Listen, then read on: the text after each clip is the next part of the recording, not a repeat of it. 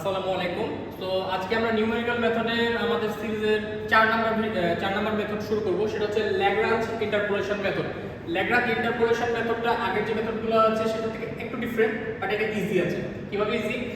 Suppose এখানে হচ্ছে আপনার ফার্স্টে যে ম্যাথ থাকবে, ম্যাথে আপনার 4টা বা 5টা এক্স এবং তার করেসপন্ডিং ওয়াই ভ্যালু দেওয়া থাকবে, সেই সাপেক্ষে আপনাকে ম্যাথটা সাজিয়ে করতে হবে। ওকে, সো এখানে আমরা প্রথমে যে ভ্যালুটা করেছি সেটা হলো আপনার 4টা যদি ভ্যালু দেওয়া থাকে কখনো, তার জন্য সূত্র হবে উপরের টুকু, আর যদি কখনো 5টা ভ্যালু দেওয়া থাকে তার জন্য নিচের টুকু। আমাদের আরেকটা প্রশ্ন বাকি আছে, সেটা আমরা করব শুধুমাত্র আপনাদের দেখানোর জন্য।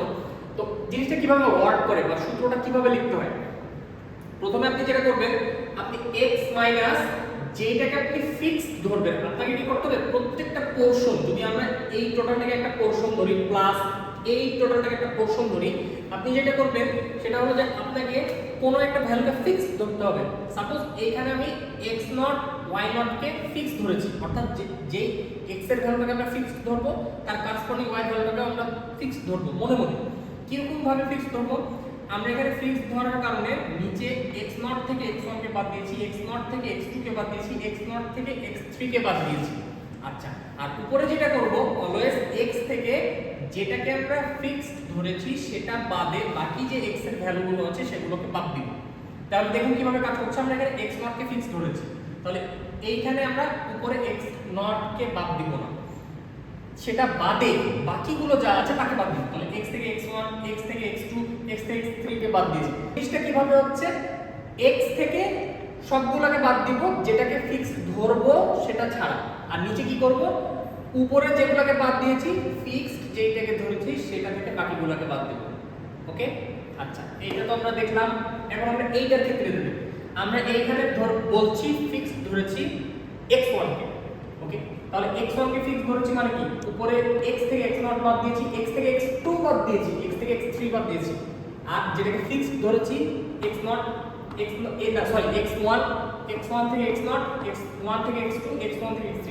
একটা জিনিস খুবই নোটিসেবল, সেটা হলো যে উপরে যেগুলোকে বাদ দিচ্ছি ডান সাইডে থাকছে মাইনাসের, উপরেও যা নিচেও যা, উপরেও যা নিচেও যা, উপরেও নিচে যা, উপরে অলওয়েজ x থাকবে আর নিচে থাকবে যেটাকে আমরা ফিক্স ধরছি।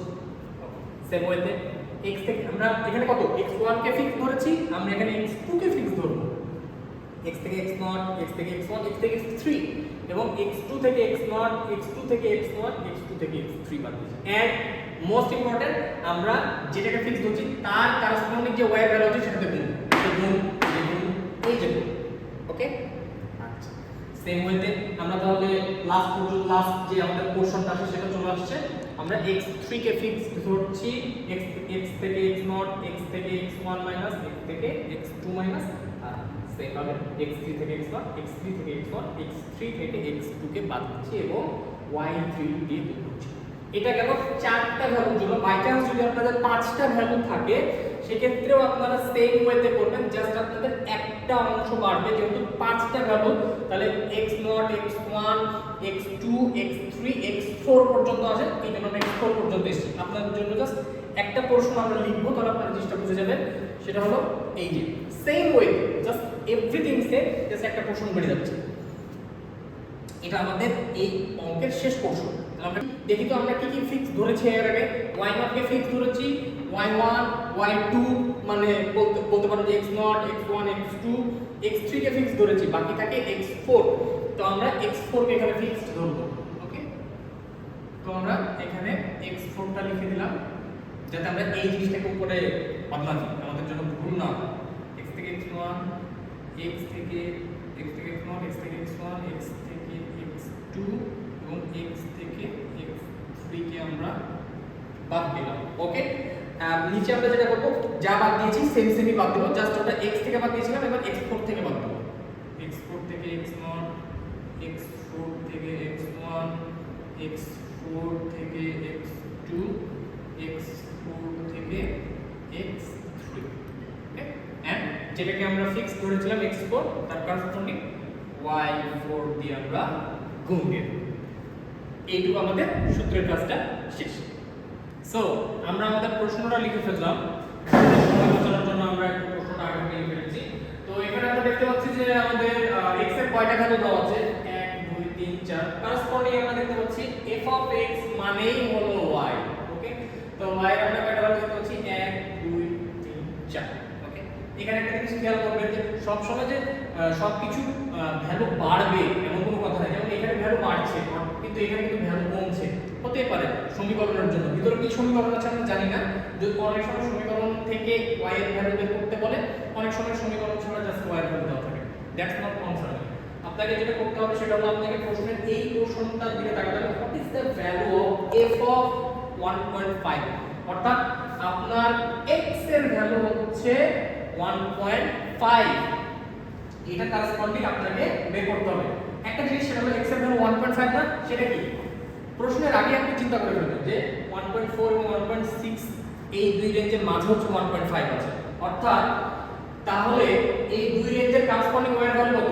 এই দুইটা আপনি যে ভ্যালুটা বের করবেন সেই ভ্যালুটা এই দুইটা ভ্যালুর রেঞ্জের মাঝামাঝি আসতে হবে তাহলে আপনি বুঝতে পারবেন যে আপনার অঙ্ক ঠিক হচ্ছে আদারওয়াইজ আপনার অঙ্ক ভুল হচ্ছে ওকে সো লেটস স্টার্ট আমরা আমাদের প্রশ্নটা আগে থেকে লেখা ছিল সো আমরা নতুন করে লিখছি না এখানে আমরা জাস্ট আমাদের ভ্যালুগুলো ইনপুট করে দেব আর কিছু করব না f অফ x দেওয়া আছে আমরা f অফ 1.5 ডিরেক্টলি লিখব আমাদের সময় বাঁচানোর জন্য তাহলে x এর ভ্যালু হচ্ছে 1.5 মাইনাস x1 এর ভ্যালু হচ্ছে একটা জিনিস আর আপনাদেরকে আরেকটা জিনিস আমি বলি সেটা হলো যে আপনারা যখন খাতা লিখবেন প্রশ্নতে লিখবেন তার আগে পেন্সিল দিয়ে এগুলোকে লিখে দিবেন যে কোনটা কি নট কলম দিয়ে পেন্সিল দিয়ে নিজে বোঝার জন্য এইটা হলো x0 এটা হলো x1 এটা হলো x2 এটা হলো x3 এটা হলো y0 এটা হলো y1 এটা হলো y2 এটা হলো y3 ফলে আমরা এইখান থেকে যখন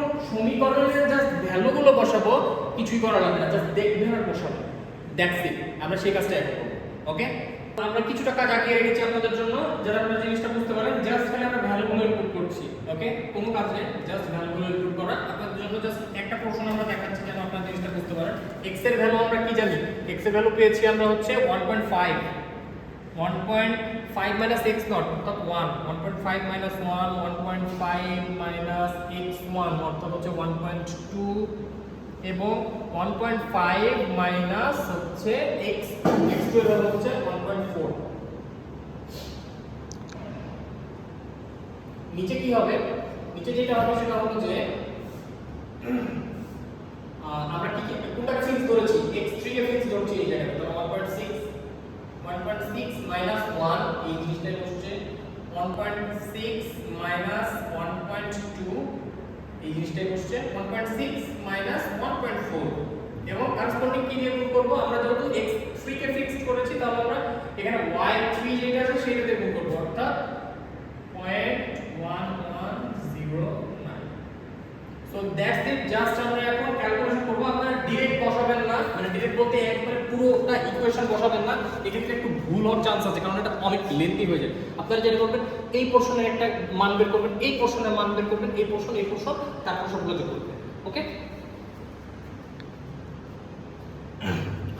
আমি ক্যালকুলেশনটা করে রেখেছি দ্যাটস ওয়াই আমি খালি জাস্ট ভ্যালুটা বসিয়ে দিচ্ছি আপনাদেরকে যদি প্রশ্নতে বলা থাকে যে 4.4 ডেসিমেল পর্যন্ত তাহলে 4 ঘর নেবেন বা 5 ঘর আর যদি কিছু না বলা থাকে আপনারা যত ঘর পারেন নিতে পারেন মোটামুটি 4 বা 5 নেওয়াটা স্ট্যান্ডার্ড তো আমি জাস্ট ভ্যালুগুলো আমার ক্যালকুলেট করা আছে তো আমি জাস্ট লিখে দিচ্ছি 0.015 মাইনাস 0.060 তো আমরা ক্যালকুলেশনটা করে রেখেছি এখানে আপনারা দেখতে পাচ্ছেন যে এই পোরশনের জন্য এই ভ্যালু আসছে এই পোরশনের জন্য এই ভ্যালু আসছে এই পোরশনের জন্য এই ভ্যালু আসছে এই পোরশনের ওই পোরশনের জন্য এই ভ্যালু আসছে একটা জিনিস মাথায় রাখবেন আপনাদের ভ্যালু মাইনাস আসতে পারে এখানে এক জায়গাতে মাইনাস ভ্যালু আসছে আপনারা কিভাবে বুঝবেন যে প্লাস না মাইনাস ভ্যালু আসবে দেখেন এখানে কিন্তু 1.2 থেকে 1.4 বাদ যাচ্ছে এখানে কিন্তু মাইনাস ভ্যালুটা আসছে আবার হচ্ছে এখানে 1.2 থেকে 1.6 বাদ যাচ্ছে এখানে আরেকটা মাইনাস ভ্যালু আসছে ওকে